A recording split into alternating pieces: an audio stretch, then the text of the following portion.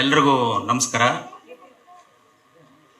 ಇವತ್ತು ಹಂಸಲೇಖ ಸರ್ ಅವರ ಎರಡೆರಡು ಹುಟ್ಟುದಬ್ಬ.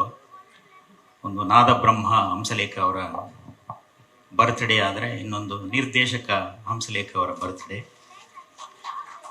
ಅಷ್ಟೊತ್ತಿಂದ ಎಲ್ಲರ ಪ್ರಶ್ನೆ ಯಾಕೆ ಲೇಟ್ ಮಾಡಿದ್ರು ಅಂತ.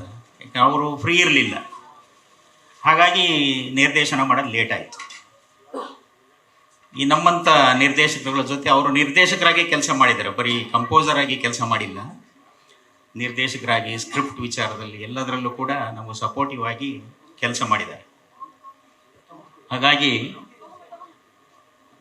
ಇವತ್ತು ಭಾಳ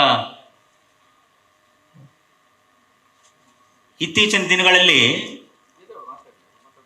ಸಿನಿಮಾ ಫಂಕ್ಷನ್ಗೆ ಯಾರು ಬರೋದೇ ಇಲ್ಲ, ಮೀಡಿಯಾ ಬರಲ್ಲ, ಇಂಡಸ್ಟ್ರಿಯವರು ಯಾರು ಒಟ್ಟಿಗೆ ಸೇರಲ್ಲ ಅನ್ನೋದೇ ಕೇಳ್ತಿತ್ತು. ಇವತ್ತು ನೋಡಿದ್ರೆ ಇಷ್ಟೊಂದು ಕ್ಯಾಮ್ರಾ ಎಲ್ಲಿತ್ತು, ಇಷ್ಟೊಂದು ಸಿನಿಮಾ ಮಂದಿ ಹೇಗೆ ಬಂದರು ಅಂದರೆ ಅದು ಹಂಸಲೇಖ ಅವ್ರ ಮೇಲಿರೋ ಪ್ರೀತಿ ಮತ್ತು ಅವರ ಶಕ್ತಿ ಇಲ್ಲಿಗೆ ಎಲ್ಲರನ್ನು ಕರೆದಿದೆ.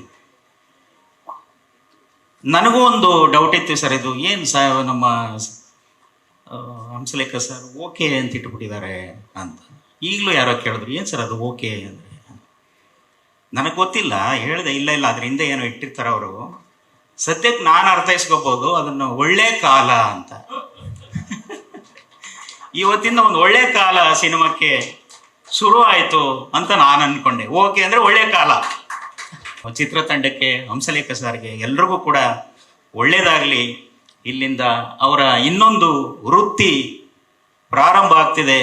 ಇದರಲ್ಲೂ ಕೂಡ ಈ ನಾದಬ್ರಹ್ಮ ಅಂತ ಏನಿದೆ ಅದಕ್ಕೂ ಮೀರಿದ ಒಂದು ಬಿರುದನ್ನ ನೀವು ಚಿತ್ರಬ್ರಹ್ಮ ಅಂತ ತಗೊಳ್ಳೋ ಅಂತ ದಿನಗಳು ಬರಲಿ ಅಂತೇಳಿ ಈ ಸಂದರ್ಭದಲ್ಲಿ ಹೇಳ್ತಾ, ಈಗ ಹಂಸಲೇಖ ಅವರ ಬರ್ತ್ಡೇ ಆಚರಿಸುವಂಥ ಸಂದರ್ಭ.